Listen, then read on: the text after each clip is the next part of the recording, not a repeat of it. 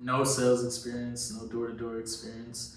It was just like an adventure, you know. Like I felt like that was the time to take risks. That's what I told myself. Like the world is crazy right now. Why not make a crazy move? You know, like Yeah, yeah, what do you have to lose? Right now is the time to do it when everyone's like losing their mind. You know, yeah. don't know what to do next. So yeah. How do you think that really changed your perspective? Were you scared, like heading across country, or were you just like, fuck it, I'm going? I was a little scared, a little nervous, but like I needed to leave the city, to be honest. Something in my gut was like, yo, this is gonna be great, like a fresh start. I feel like I needed a fresh start.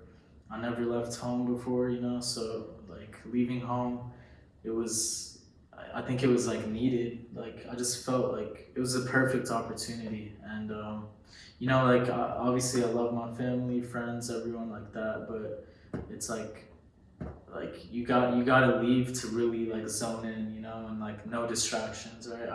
I'm a big family person. Like Mm-hmm. I would go see my grandma and like my cousins every Wednesday for dinner. Like when I was in high school, even college, I try to go sometimes.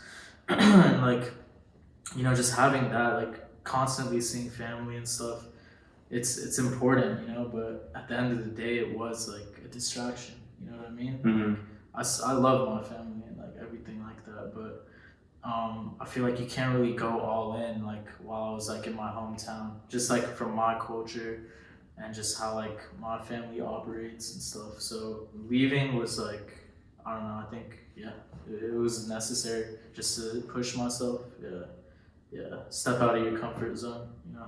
Would you say that like propelled you into becoming a better person?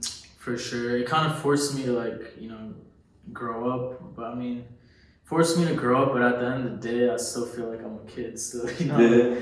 like I just feel like it was like an adventure. I treated it more like an adventure. You know, like life was always just Orlando. So it's like let me have fun with it. Like that's how I saw it. Like me and my friends were really this crazy to be packing our stuff up and just driving across the country. Let's have fun with it, you know. And What were people telling you? Like, what were friends telling you? What were family telling you when you were about to pack up and leave to go to Cali?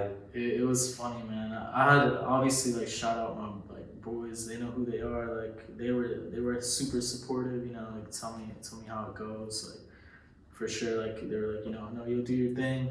Then obviously some friends that there was one friend I remember. He was just like he's funny as hell. It's my boy Paul. He eventually came out, but if you know Paul, he's just like he's the most chill guy, but he doesn't have no filter. He'll just say whatever. I hear ya. And then he was just like, we were just smoking a cigarette, and then he's like, "Yeah, bro. I mean, if you do that shit, then shit. Let me know, cause that'll be good. Like, I could probably do it then." I hear And ya. like, he was just saying that cause like I'm monotone, right? So it's so crazy to like see me like do a door-to-door sales job. Mhm.